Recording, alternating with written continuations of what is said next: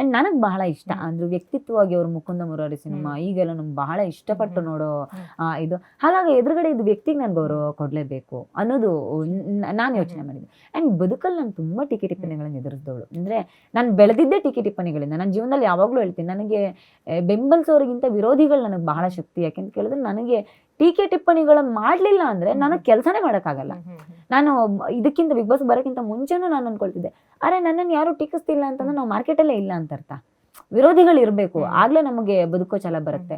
ಮತ್ತು ಇನ್ನೊಂದಷ್ಟು ತಪ್ಪುಗಳನ್ನು ಹೇಳಿದಾಗ ಅಥವಾ ಇನ್ನೊಂದು ಯಾರೋ ಒಂದಷ್ಟು ಅಪಮಾನಗಳನ್ನು ಮಾಡಿದಾಗಲೇ ನಮಗದು ಕಿಚ್ಚು ಬರುತ್ತೆ. ಬೇರೆಯವ್ರಿಗೆ ಮೋಟಿವೇಶನ್ ಬೇಕು, ನನಗೆ ಅಪಮಾನಗಳು ಅವಮಾನಗಳೇ ಮೋಟಿವೇಶನ್ ಬದುಕಿನಲ್ಲಿ ಅಂತ ನಾನು ತೊಗೊಂಬಂದವಳು.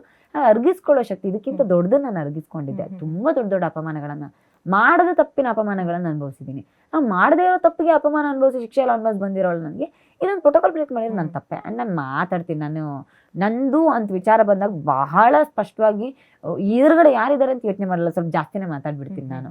ಹಾಗಾಗಿ ಅಂಥ ಸಂದರ್ಭಗಳು ಬಂತು. ಅದನ್ನು ಅರಗಿಸ್ಕೊಳ್ಳೋ ಶಕ್ತಿ ನಂಗೆ ಭಗವಂತ ಕೊಟ್ಟಿದ್ದ. ಬಹುಶಃ ಹಾಗಾಗಿ ಇಷ್ಟು ದಿನ ಉಳ್ಕೊಳ್ಳೋದಕ್ಕೆ ಸಾಧ್ಯ. ಬೇರೆ ಯಾರಾದರೂ ಉಳ್ಕೊಳ್ತಿರ್ಲಿಲ್ಲ, ಎಲ್ಲರೂ ಅದೇ ಹೇಳ್ತಿದ್ರು,